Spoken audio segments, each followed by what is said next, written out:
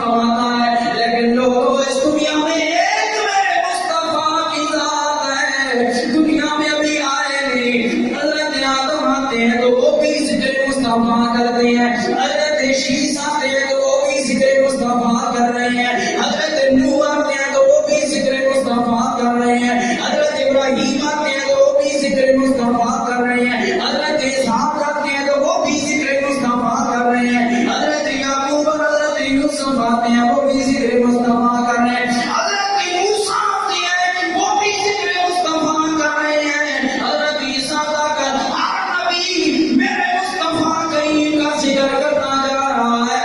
اے نبیوں کیا وجہ ہے، اس کا ذکر کیوں کر رہے ہو؟ رب نے بتایا دنیا والوں، ان نبیوں نے اس لیے ذکر مصطفیٰ کیا ہے کہ اس کے صدقے بھی تو نبیوں کو نبوت کا اعلیٰ مقام ملا ہے۔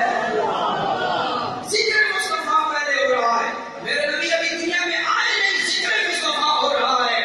آج ہم معاشرے کے اندر، ریڈیان کے اندر، آزاد کشمیر کے اندر، پاکستان کے اندر یا پوری دنیا کے اندر آج غلامان مصطفیٰ ذکر مصطفیٰ کر رہے ہیں۔ یہ کوئی نئی بات نہیں، ہم تو آج کر رہے ہیں۔ جب میرے نبی آ گئے ہیں، ابھی میرے نبی دنیا میں آئے نہیں کہ ذکر مصطفیٰ اس وجہ سے ہو رہا ہے، اس وقت سے ہو رہا ہے۔ میرے نبی کریم کے غلاموں، میرا نبی کتنی شان والا، دنیا میں ابھی آئے نہیں، ذکر مصطفیٰ پہلے ہو رہا ہے، لہذا کوئی ذکر مصطفیٰ مٹانے والا، میرے نبی کی بے ادبیاں کرنے والا، میرے نبی کی گستاخیاں کرنے والوں کو یہ پیغام ہے، دنیا والوں مردودو تم مر جاؤ گے، رد ہو جاؤ گے، مٹ جاؤ گے۔